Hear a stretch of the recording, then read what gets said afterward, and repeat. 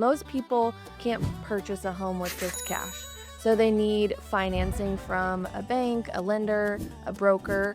And so my role in the home buying process is to look over their finances and to help them get pre-approved for a loan. So if you're in the market to purchase, or you're even just thinking about purchasing this year, now is the time to do it. Not everyone fits in a square box. What I specialize in and love to do is actually help those people that don't fit in that box. I'm going to guide you through the process, and my job is to be an advisor to you and provide the options and to let you choose what option fits best for your family.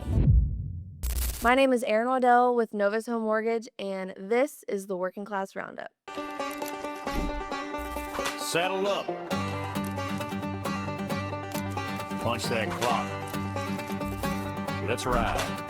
This is the Working Class Roundup. Spurs, truck, boots up, pants rub. Clock in, hold on, don't fold up. We get paid, get drained, still show up. From the plant yard dust to the highway rust. Raise that cup, let's sound off. This is the Working Class Roundup.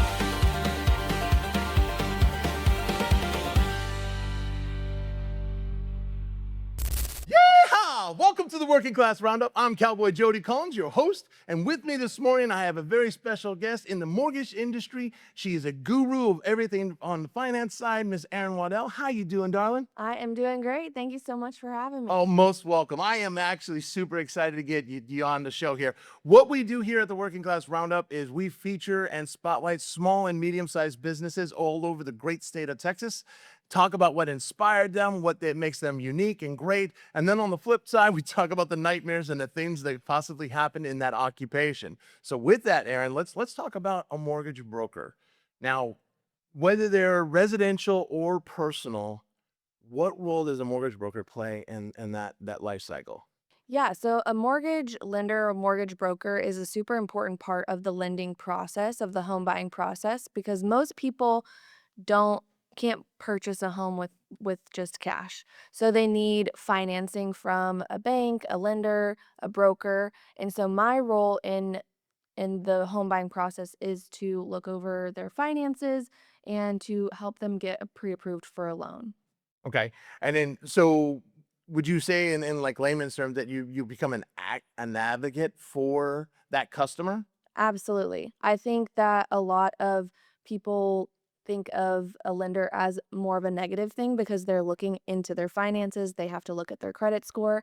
But truly, my job and my passion is to help home buyers get to a point where they're comfortable with the process, understand the process, and truly get them from pre-approval all the way to the closing table. See, that's awesome. See, now I get the concept behind it because again, now it's almost like you're a photographer and you want to make sure that the family looks real good in the picture and that, the husband doesn't get put in the front with a big head and it makes it look, I get what you're doing. That's awesome. Okay, Absolutely. cool. Now, how long have you been in the mortgage industry? So in the mortgage industry, about 5 years, but in the real estate world, since 2017, Okay. actually. So you've seen a lot in the state of Texas then, as far Yes, as, okay, talk about what you've seen recently. And there's been a lot of growth, right? there has been over the past, 2 years. The market's been going up and down, and mostly up, and which has caused a lot of home buyers to kind of hold off on purchasing a home. But news actually just hit that interest rates have come down since, like, are the lowest that they have been since 2023. So if you're in the market to purchase, or you're even just thinking about purchasing this year, now is the time to do it because you never know when the market's going to go back up. And it's always a great time to buy real estate. It's a good time to know a mortgage broker. Well, that's awesome. Now, in conversation in our networking group, you've told me about some unique programs that really caught my attention. That because again, I work in commercial insurance and I know a lot of people that, but this was unique. I'd never heard of anything like this. So, do you want to talk about that the mortgage program for medical Yeah, practitioners and absolutely. So this is just one of our many loan programs that we offer, but this one specifically is for medical professionals. Um, 0% down, 100% financing. Your credit score has to be a 680 or above, but no mortgage insurance, anything like that. So it's really great for these medical professionals that just got out of school, and have maybe a lot of debt, and they don't necessarily qualify from a debt to income ratio. They don't have to put um, money down, which is really great. There are some guideline stipulations, obviously, but it just opens the door for this profession to be able to purchase a home. Yeah, that's really, and yeah, debt is something associated with the medical profession. And to all those working class medical professionals out there, thank you. I salute you. You keep me together. So, but that's really cool to hear that they have a program like that that can help them get their first home or buy their second or their third or are there any other programs like that for other occupations that the working class needs to know about? Absolutely. The thing I love about the company that I work with Novus Home Mortgage, is that the variety of different loan products that we have to offer for everyone in every situation. I would say like 99% of the time we can help somebody out. For example, self-employed borrowers, we have programs that we can get them pre-approved, with bank statement loans or asset utilization. So maybe they're not making income on a regular basis like a regular W-2 person would make, consistently with paychecks every 2 weeks. Their income flows, ebbs and flows every month or every time they get a job or The something like that. seasonality of things. Exactly. Okay. So we can actually take their bank statements and use those deposits and basically come up with an average. That's how we calculate their income on that space. Um, we also have down payment assistance programs for first-time home buyers, maybe somebody that is qualified on an income level, credit level, but maybe doesn't have quite enough funds in their bank account to cover their down payment and closing costs. We have a couple of different programs, but the most popular one here in Texas is called TSHAC, Texas State Association of Housing Corporation, I want to say. Okay. Um, but TSHAC is the acronym for it. They have a couple of different programs, but they offer between 2 and 5% down payment assistance. Um, and it's a great program. I've actually helped clients come to the table with nothing, actually getting money back at closing, because working with a realtor partner, they're able to negotiate seller's credit to help cover the difference, and they get that at closing. So it's really, really, really cool, to help a first-time homebuyer. The light just clicks when they're like, "Oh my gosh, this is not as scary as I thought it was going to be." I never thought I could get to this point, and getting them to the closing table is really, and seeing that like light and joy and accomplishment, because owning a home and I think purchasing a home is a really big accomplishment for. Absolutely. Absolutely. It's the biggest asset most people ever acquire in their lifetime. And that's great because now, as I said before, you not only do you prim and prop them up to make them to look the best for the lenders, right? For the securing of the money, but you also act like a guide, right? Because there's a lot of different options that they could take, a lot of different roads they could take to homeownership. And that's a good thing, Yes. right? Because not everybody can go the same way, it's the same direction for things. Yes, this is a huge thing, because not everyone fits in a square box. There's a lot of circles out there that don't fit in that square box, and so we offer solutions for those people that aren't your typical, 780, 800 credit score, over $100,000 income, um, W-2 borrowers. Those we can do those all day. Any lender could. What we specialize in, what I specialize in and love to do, is actually help those people that don't fit in that box. And we have solutions to do so. But like you said, I'm a guide. I'm going to guide you through the process. And my job is to be an advisor to you and provide the options and to let you choose what option fits best for your family. I love that. That's awesome. That's awesome. Now, I do want to ask a question. It's my loaded shotgun question for you. What is the biggest myth or fallacy about mortgage lending and mortgage lenders? I think there's a couple just off the cuff. the first one is that you have to have 20% down pay or yeah, 20% down payment is what most people think that they need to have. If you have that, great. Do you need it to qualify? No. You can actually qualify for as little to 3% down payment, but I would say generally between 3 and 5%. Another myth that people think they need is perfect credit score. You don't necessarily need a perfect credit score to qualify for a loan. Now, does having a better credit score help your interest rate? There are some things that it does help throughout the process, but it doesn't disqualify you for not having an over 700 credit score. So those would be probably the two things that are hold people back. One is the down payment savings that they need to have. They're like, we need to pay off all of our credit cards. We need to not have any debt before we can qualify. And that's just not the case anymore. There's so many programs out there that allow you to be able um to not have to bring as much to the table, like the down payment assistance program where you have to have some money in the bank for reserves, but 20%, I mean, that's a lot of money. When you're talking about even just 100,000, that's $20,000. And then if you're qualified for 300,000, you're talking about 60,000 just in down payment. I'm just rolling. That's yeah, you're like, I don't have that, so I probably can't qualify for a home. And that's just not the case. So it's just good to talk to somebody that can provide you all of those options. And if you let's say you have 20 or the 20%, you can put that down. And what I would do is I would give you the option of putting 20% down versus only putting the 3 to 5 and weighing those different options. And if the 20% down looks better, feels better for you and your family, then we can go that route. There's never you have to do it this way Right. type of situation. Well, unfortunately, in the podcast world, there is a you have to do it this way. My producer's telling me we got to take a break for our few ads and keep the lights on. So, hey, Working Class Nation, we'll be right back after a few words from our partners and our sponsors.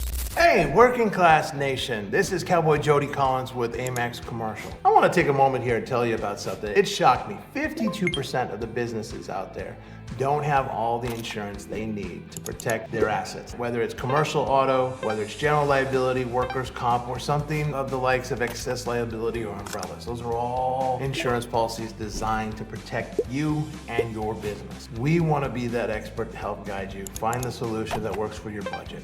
Click on the link below, give us a call. We're here to help you out.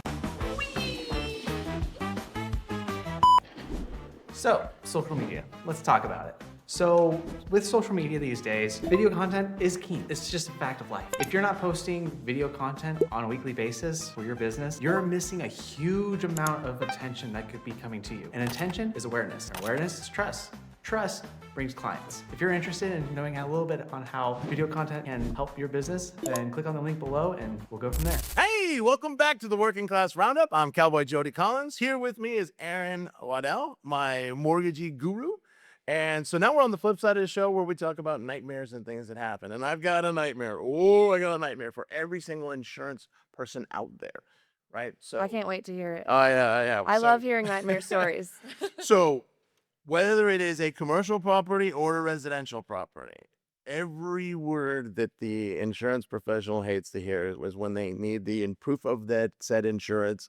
And they're like, it's not to the loan amount. We need to make this policy to the loan amount. And we're like, oh, it's full replacement cost. Can you enlighten the Working Class Nation what's going on there? Why that's such a pain point for agents and people trying to close on their property? From a lending standpoint, I mean, we need the insurance to cover the loan amount and what is being financed for the home borrower. As far as an insurance agent, I can imagine it's a little frustrating when we ask for something and things change, and you guys are kind of always the last ones to be notified, which I apologize for that. We'll be better. But generally speaking, that is probably one of the last steps of the home buying process is getting with an insurance agent. Unless you already have one, which is great, we can request the policy.